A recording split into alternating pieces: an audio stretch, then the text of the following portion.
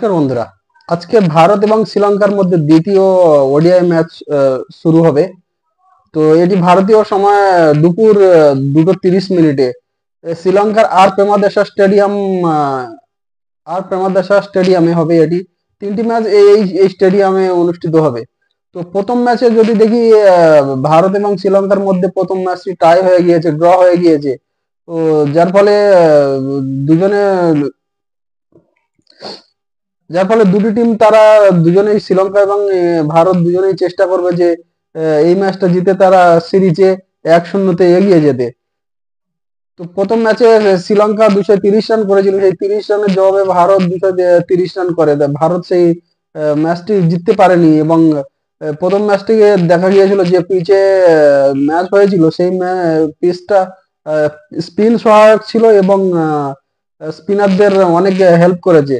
তো শ্রীলঙ্কার তরফ থেকে 4জন স্পিনার খেলা হয়, 3জন স্পেশালিস্ট স্পিনার এবং একজন পার্ট টাইম স্পিনার ছিল, এবং ভারতের দিক থেকে 3জন স্পেশালিস্ট স্পিনার ছিল। তো যার ফলে আজকের ম্যাচে আমরা যদি দেখি যে গৌতম গম্ভীর এবং রোহিত শর্মার যতটুকু আমরা জানি যে তারা আহ, উম, বেশি কিছু মানে চেঞ্জ চেঞ্জ করে না তাদের প্লেইং ইলেভেনে।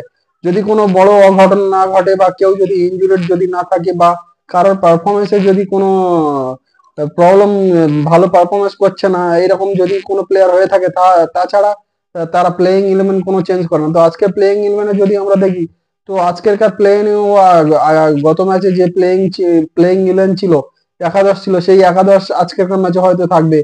কোনো বদল হয়তো হবে না। তো আজকেরকার যে ম্যাচ যে পিচে খেলা হবে, সেই পিচটাও স্পিন সহায়ক থাকবে এবং স্লো উইকেট থাকবে, যে এখানে বল আসবে একদম স্লোলি এবং খুব টার্ন হবে। তো যার ফলে ব্যাটিং করা খুব ডিফিকাল্ট হবে এবং হয়তো বড় স্কোর হবে না। গত ম্যাচে যে ছোট স্কোর হয়েছিল 230, এই ম্যাচে হয়তো দেখা যেতে পারে যে সেই রকম ছোট স্কোর হবে। কিন্তু ব্যাটসম্যানদের প্রথম দিকে একটু ভালো করে সামাল দিয়ে খেলতে হবে এবং যদি আহ, যে প্রথমে টস জিতবে সেই প্রথমে ব্যাটিং করবে, এবং ব্যাটিং করার পরে একটা টার্গেট থাকবে যে 250 টার্গেট থাকবে, যে 250 অন্তত করতে হবে। 250 যদি করা যায় তাহলে আন্ডার লাইটে ব্যাটিং করা বিপক্ষ দলের পক্ষে মানে খুব একটা ডিফিকাল্ট হয়ে যাবে। যে 250 রান আন্ডার লাইট এবং স্পিন ট্যাকিং উইকেট, এখানে চেস করা অনেকটা ডিফিকাল্ট হয়ে যাবে। যার ফলে যে ক্যাপ্টেন প্রথমে টস জিতবে সে ব্যাটিং করার সিদ্ধান্ত নেবে এবং তাদের একটা টার্গেট হবে 250 রান করা। 250 রান করলে হয়তো এখানে ম্যাচ জেতা জেতা যেতে পারে।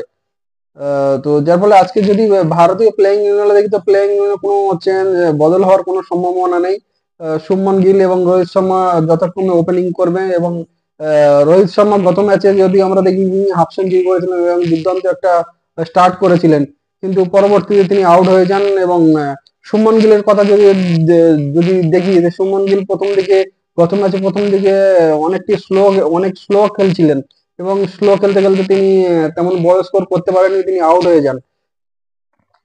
তবে তো সেই যথাক্রমে শুভমন গিল এবং রোহিত শর্মা আজকে ওপেনিং এ থাকবে, কোনো বদল হওয়ার কোনো সম্ভাবনা নেই।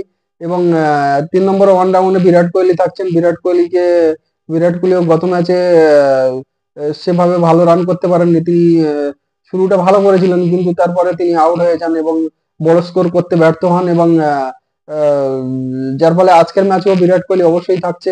এবং 4 নম্বরে যদি দেখি, আহ, শ্রেয়াস আয়ারও অনেকদিন পরে তিনি ইন্টারন্যাশনাল ক্রিকেটে তিনি ব্যাক করেছেন এবং ওডিআই ম্যাচে শ্রেয়াস আয়ার যদি দেখি, তিনি 2023 ওয়ার্ল্ড কাপের পরে তিনি এই প্রথম ওডিআই খেলছেন।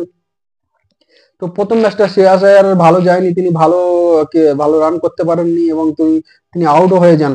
তো এই ম্যাচেও তার একটা থাকবে যে এই ম্যাচে ভালো করে খেলে ভালো রান করতে হবে তাকে, না হলে কিন্তু পেছনে অনেক লাইন আছে। যে ভারতীয় ক্রিকেটে এখন কম্পিটিশন চলছে, যে ভালো পারফরমেন্স না করতে পারলে টিমে থাকা অনেক মুশকিল।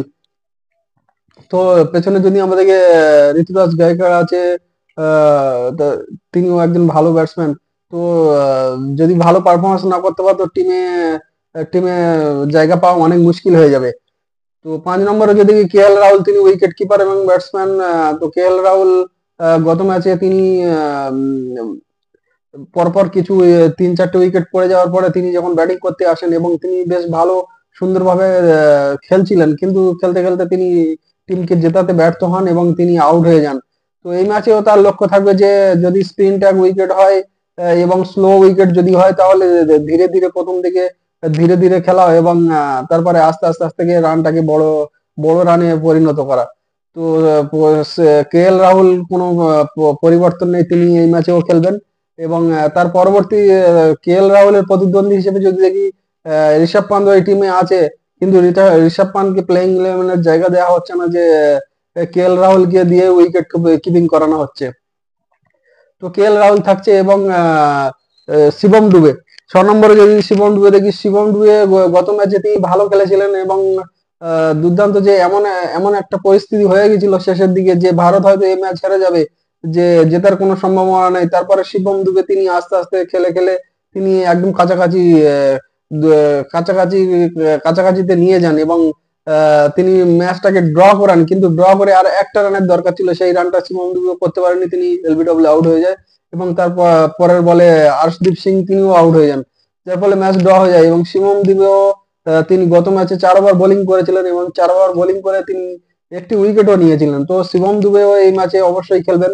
এবং তার পরবর্তী এদিকে অক্ষর প্যাটেলকে নিয়ে তো কোনো কথাই নেই, তিনি দুর্দান্ত বোলিংও করেছিলেন গত ম্যাচে এবং 2টি উইকেট নিয়েছিলেন এবং 10 ওভারে 33 রান দিয়ে 2 উইকেট নিয়েছিলেন।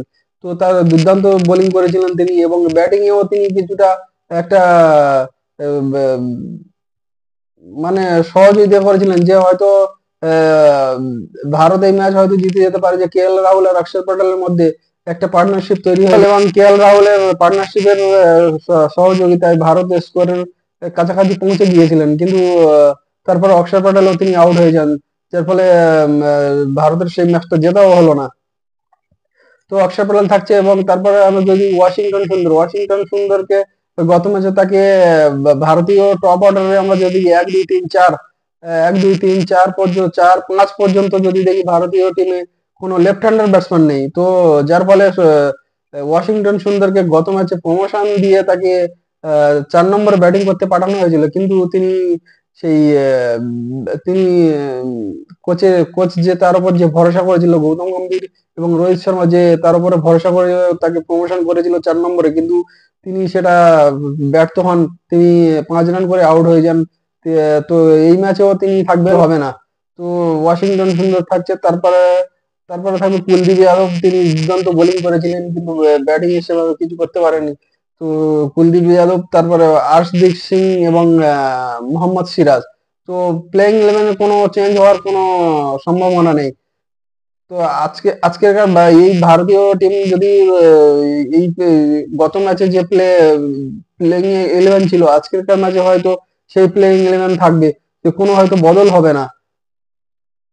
তো সব থেকে মানে খুব গুরুত্বপূর্ণ হতে চলেছে টস, যে যে ক্যাপ্টেন টস জিতবে তারা প্রথমে ব্যাটিং করবে এবং টস জেতা মানে প্রায় অর্ধেক ম্যাচ জেতা হয়ে যাবে, কারণ এই শ্রীলঙ্কার এই যে পিচে খেলা হচ্ছে, এই পিচে আন্ডার লাইট 230-50 রান করা এবং যে স্পিন ট্র্যাক উইকেটে আন্ডার লাইটে 230-50 রান করা, চেস করা অনেকটা মুশকিল, অনেকটা ডিফিকাল্ট হয়ে যাবে।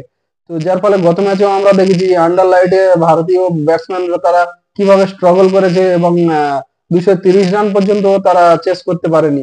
তো যার ফলে আজকের ম্যাচে খুব গুরুত্বপূর্ণ হতে চলেছে টস। টস যে জিতবে সেই তারা ধরে নাও মানে 50% ম্যাচ তারা জিতে যাবে। টস জিতে প্রথমে ব্যাটিং করো, ব্যাটিং করে তারপরে 240 থেকে 50 বা 60 যতটা বেশি সম্ভব রান করো এবং তারপরে স্পিন উইকেটে আন্ডার লাইটে স্পিন উইকেটে খেলা মানে খুবই ডিফিকাল্ট। তো 250 রান যদি প্রথম ব্যাটিং করে করতে পারে, সেটা মানে অনেকটা সেফ স্কোর হয়ে যাবে এবং 250 রানে ডিফেন্ড করা খুব সহজ হবে। এবং 250 রান করতে পারলে, প্রথমে টসে জিতে 250 রান করতে পারলে অবশ্যই ম্যাচ জেতা যাবে।